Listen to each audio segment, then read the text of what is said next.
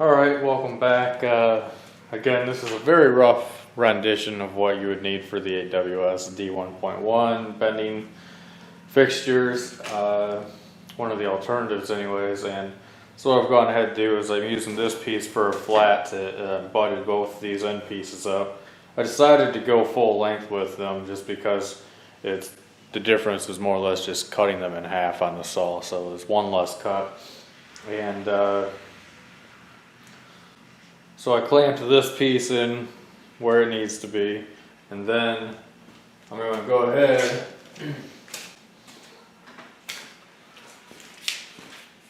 and just measure up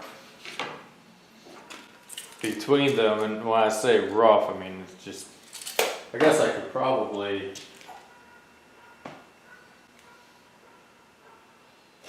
I need 2 3/8 between them, and this is a really rough way to get it, so.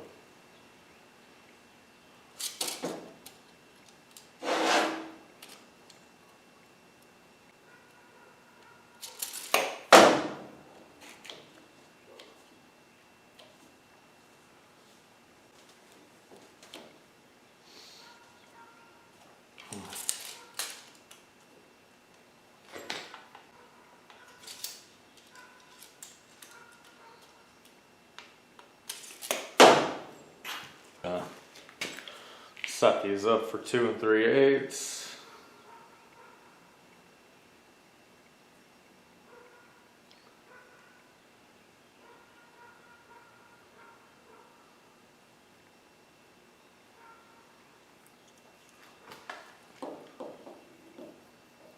Say I don't think that the inside claws are going quite as deep as I need them to be on that radius, but it's pretty close. I mean, it's closer than I really care to fidget around and try and make it any better for the purpose of what I'm doing. So,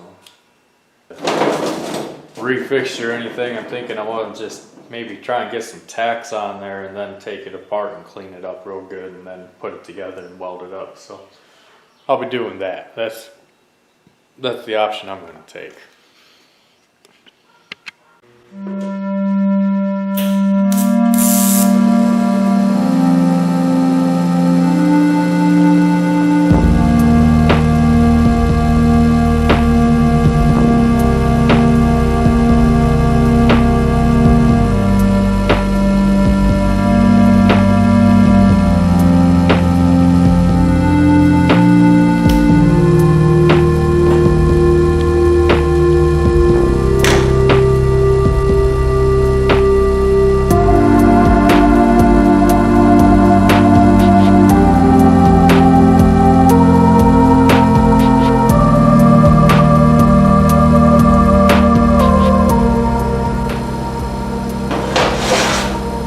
So I'm gonna let it cool a little bit. It's a little toasty, but and then hit it really good and clean all that surface rust off there before I weld it out.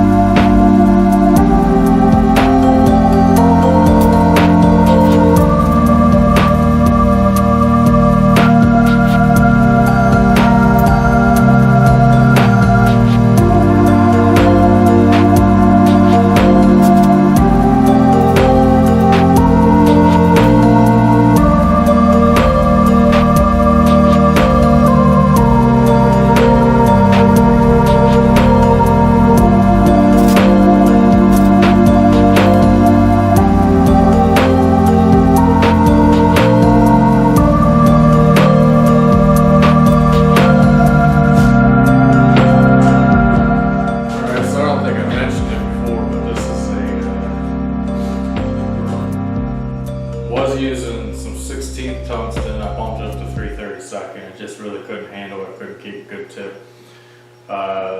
This is a new tungsten I've never tried before. It's the Tri-Mix, but Precision TIG 225. I mean, it tacked it up with 110 amps, no problem. Now I'm up to 150, which is probably, some people may argue, too much for the tungsten anyways, but this is new tungsten and people send it to me to test it out for them, so I'm going to do that.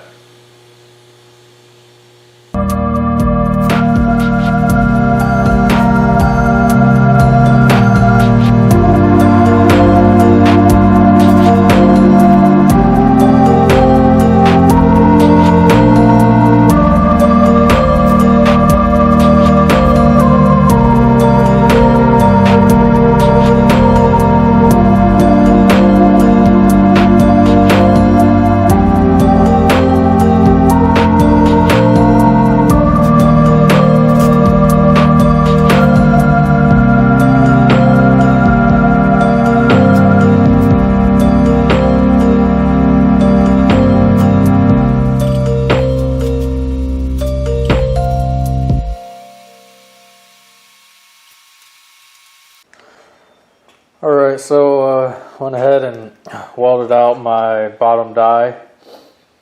I mean, it's probably not fully complete, but it's really hot. The TIG torch needs to, it's just an air-cooled torch, needs to cool off. And so, I mean, even this top die piece is warm from just sitting next to it, but here's the idea, is that it's going to be able to plunge down through that, and won't be a problem with that. So like I say, I think this is just going to be part one, and part two will follow shortly, but TIG welded the entire thing out, so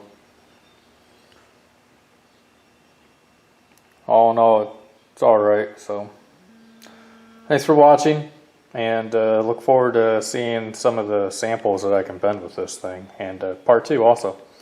So if you think there's other things, like if you have comments, like eventually, my plan I think right now is with this top die is I may have a tab welded out here on the bottom die on both sides and just a hole in it, and I'll have that tab far enough out that it'll clear my press, and then